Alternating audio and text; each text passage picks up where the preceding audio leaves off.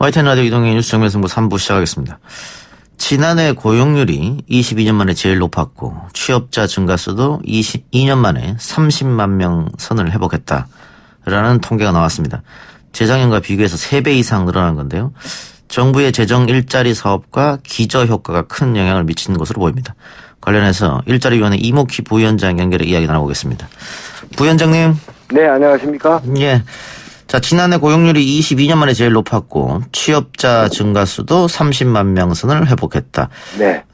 긍정적으로 좋게 나온 통계 같은데요? 네, 네. 예.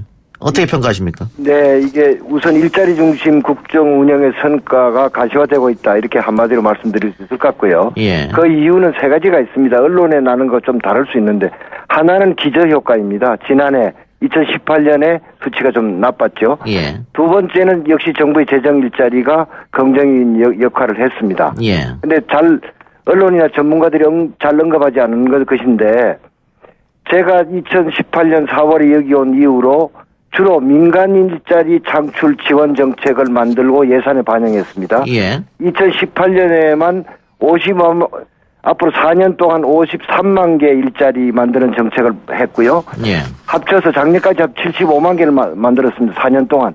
이 성과가 나타나고 있다고 봅니다. 대략 제가 계산을 해보면 올해 민간 일자리 우리 정부가 그 민간 산업과 기업을 지원해서 만드는 일자리가 대략 15만 개는 최소한 넘는다 이렇게 생각합니다. 예.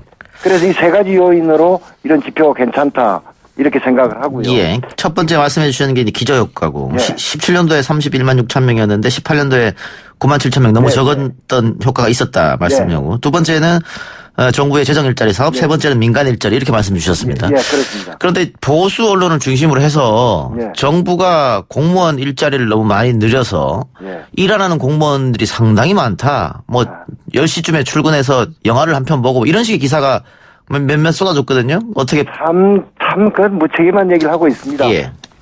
지금 예를 들면 공무원 우리가 필요한 공무원 가져가면 국회에서 깎지 않습니까? 예. 그래서 목표대로 지금 못하고 있고요. 예. 또 하나 우리가 알아야 될 것은 우리가 선진국을 얘기를 할 때 선진국과 비교를 잘 하는데요.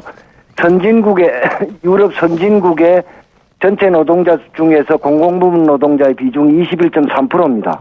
우리는 9%입니다. 예. 공공부문 노동자가 많다는 것은 공공서비스의 양이 많고 질이 높다는 것을 의미합니다. 예. 그러니까 우리는 반도 안 된다는 것이죠. 그러니까 예를 들면 공무원이나 공공부문 노동자가 국민을 위해서 열심히 봉사하도록 만드는 게 중요하지 그런 거를 그렇게 계속해서 언제부터 옛날에 신자유주의 시절에 하던 얘기를 똑같이 하고 있는 게 좀 답답합니다. 그건 비판을 위한 비판이었다. 예. 자, 그런데 고용률은 굉장히 좋아졌습니다만은 실업자 수는 4년째 100만 명을 넘었고 네. 실업률도 역시 2001년 이후로 높았다. 이건 어떻게 해석해야 될까요? 실업률을 말씀드리면 2013년 이후에 계속해서 실업률이 올라가고 있었습니다. 예. 이게 멈췄고요, 이제. 예. 그다음 실업자 수는 2013년 이후로 처음으로 줄었습니다. 예. 근데 이걸 보면 왜 그런데 그 고용이 늘어났는데 실업 지표가 지금 크게 실업률은 개선이 안 됐을까? 이것은 어떻게 보면 좋은 현상입니다. 일자리를 찾는 사람들이 많아졌습니다.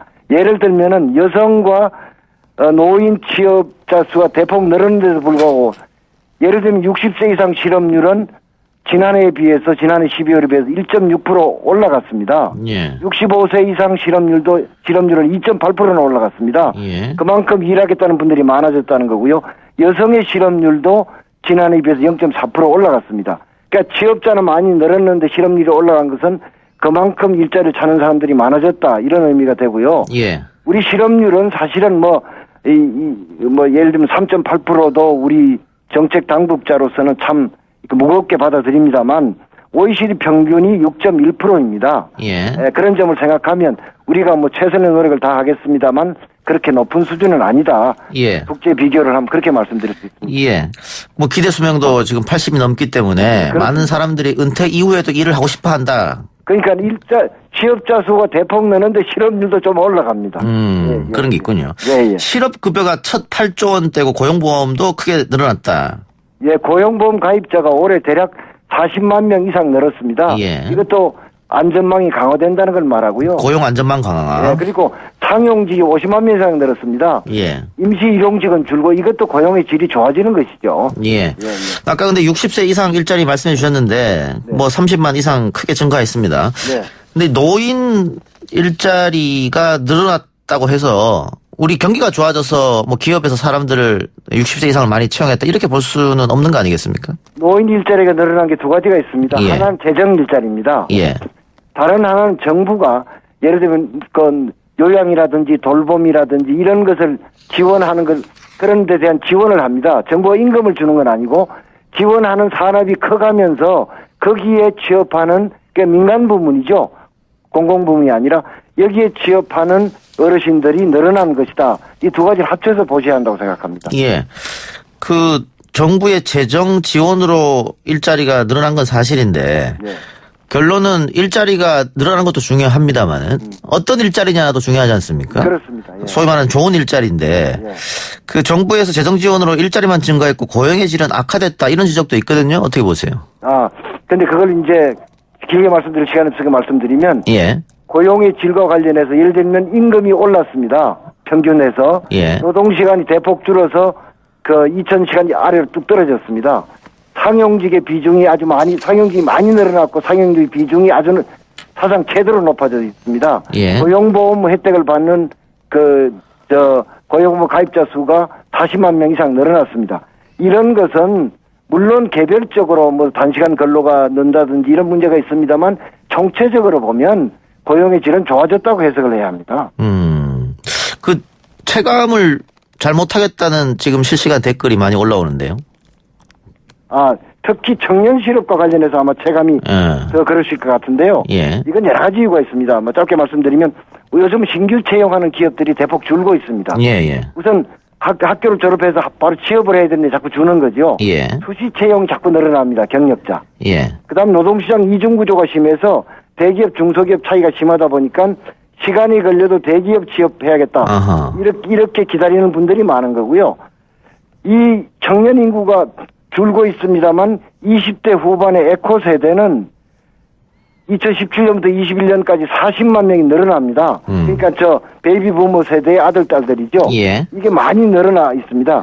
그리고 또 하나는 뭐냐면 내가 시간제로 일하면서 더 일하고 싶은 사람, 최저임금 미만을 받는 비정규직, 무급 가족 종사자 또는 잠재 경활 인구 중에 시어섬 이런 사람들은 대답을 할 때 자기를 실업자로 대답하는 이런 경향이 있습니다. 아하. 예, 이런 게 합쳐져서 지금 체감 실업이 예. 높은 것으로 나타나고 있습니다. 물론 그러나 이름에도 불구하고 어쨌든 간에 이걸 저나 정부 당국은 무겁게 받아들이고 예. 있습니다. 예. 청년 일자리 방금 말씀해 주셨는데 우리 경제의 축이라고 할 수 있죠. 40대 일자리. 예. 16만여 명 지난해 감소했습니다. 이거 네. 원인은 어디 있다고 보십니까?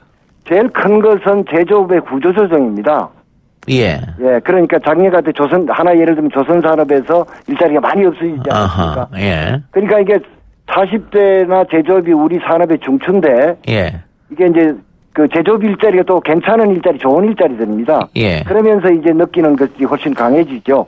이 40대 제조업을 아주 아프게 받아들이면서 지금 대책을 내놓고 있고요. 예. 제가 생각하는 것은 우선 제조업 르네상스라고 정부가 부처 합동으로 만든 게 있습니다. 예. 이 내용을 좀 더 가다듬어서 빠른 속도로 추진하는 게 하나 중요하고요. 두 번째는 어차피 이제는 제조업 노동자를 계속 늘려가는 건 힘듭니다. 산업구조의 변화상. 예. 그래서 중소기업과 서비스 산업을 혁신해서 그쪽에서 고용을 좀 늘려가야 되고요.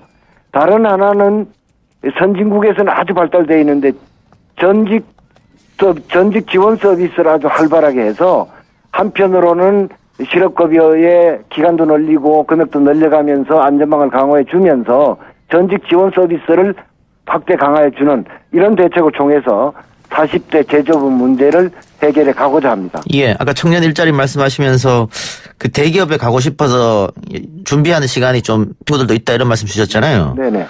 대기업과 중소기업의 임금 격차를 해소하는 문제도 정부로서는 신경을 쓸 것 같은데요. 예, 그래서 지금 여러 가지를 하고 있습니다. 예. 예를 들면 중소기업이 정규직으로 노동자를 채용할 때 정부가 지원을 해준다든지 기업도 지원해준다든지 혹은 이런 지금 이 스마트 산업, 스마트 예. 산단, 뭐 이런 노력, 스마트 기업 이런 노력하고 있지 않습니까? 예. 이런 혁신을 하는 기업에 대한 정부의 지원책들이 여러 가지로 많이 있습니다.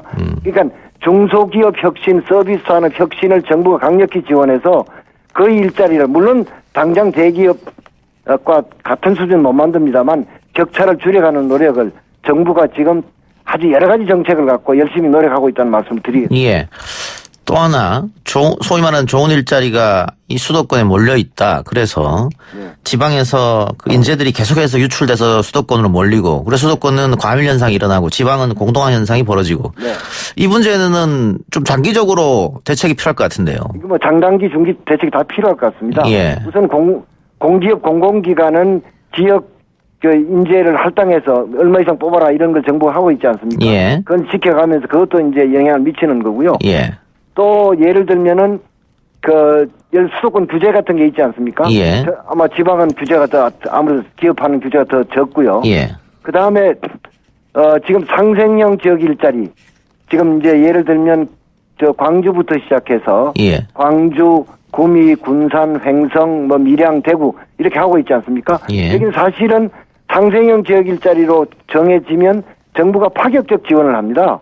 제가 뭐 구체적 내용을 다 말씀드리기는 그렇습니다만 예. 그래서 지역에 이런 일자리들이 만들어지는 것을 정부가 최대한의 노력을 하고 있다는 말씀도 드리고요. 예. 그리고 어쨌든 간에 그건 제가 할 일은 아닙니다만 공공기업에 더 추가로 지방으로 이전할 공공기업이 있으면 이전도 하는 거고요. 이런 다각적인 노력을 통해서 지방에서 자꾸 그 일자리 부족 때문에 청년들이 수도권으로 자꾸 몰려오는 이런 것에 대한 대책도 정부 나름대로는 열심히 마련하고 있다는 말씀 드립니다. 예. 그 정부에서 재정 일자리 만드는 것도 중요합니다만은 뭐 결국 민간에서도 정부의 어떤 추진하는 이 일자리 정책을 따라와 줘야 할 텐데요. 민간 투자는 지금 어떻게 보고 계세요? 지금 이제 2019년이 사실은 수출이 매우 부진하지 않았습니까? 예. 예를 들면 가장 큰 것은 미중의 무역 충돌이었죠. 예. 우리는 뭐 그냥 앉아서 참 그 고통을 겪었는데요. 이제 대략 이제 미중 무역 그 분쟁도 대략 그 무슨 이렇게 뭡니까 정돈돼 가는 그런 거고요. 대부분 그 주요한 국제 기구들이 올해의 경제는 2019년보다 나을 것이다 이렇게 전망을 하고 있습니다. 예. 조사를 해보면 우리나라 경제도 경제 성장률도 좀 더 올라갈 것이다. 경기도 반등할 것이다. 기업들도 다수 기업들이 이렇게 생각을 하고 있습니다. 그래서 지금 뭐 결국은 나중에 확인해 봐야 됩니다만은 수출도 늘고 투자도 늘 것이다. 이렇게 보고 있습니다. 예. 그리고 어쨌든 간에 정부로서는 괜찮은 일자리를 창출을 할 수 있는 이런 기업의 투자에 대해서는 정부가 법과 제도 내에서 할 수 있는 최대한의 지원을 한다. 이런 분명한 확고한 방침을 갖고 있다는 말씀을 드립니다. 예. 요약하면 이런 거네요. 작년, 재작년 뭐 미중 갈등도 있었고 한일 갈등 뭐 네. 여러 가지 대외적 상황으로 인해서 네. 경제 성장률도 좋지 못하고 수출도 부족했는데 올해는 그것이 다 해결되면서 좋아질 거니까 그렇게 되면 민간도 수출이 많아지고 일자리도 당연히 투자를 더 많이 할 것이다. 이렇게 좀 낙관적으로 보고 계십니다. 네, 그러니까 그런 문제를 다 일거 해결되는 게 아니라 예. 2019년보다는 상대적으로 대내외적 환경이 좋아진 것은 분명하기 때문에 그런 효과가 있을 것이다. 그런 말씀입니다. 알겠습니다. 마지막으로 올해 일자리 관련 정부 정책 목표, 방향 말씀해 주시기 바랍니다. 예, 우선 기본적인 목표는 현재 고용 개선 추이를 유지 발전시키는 것입니다.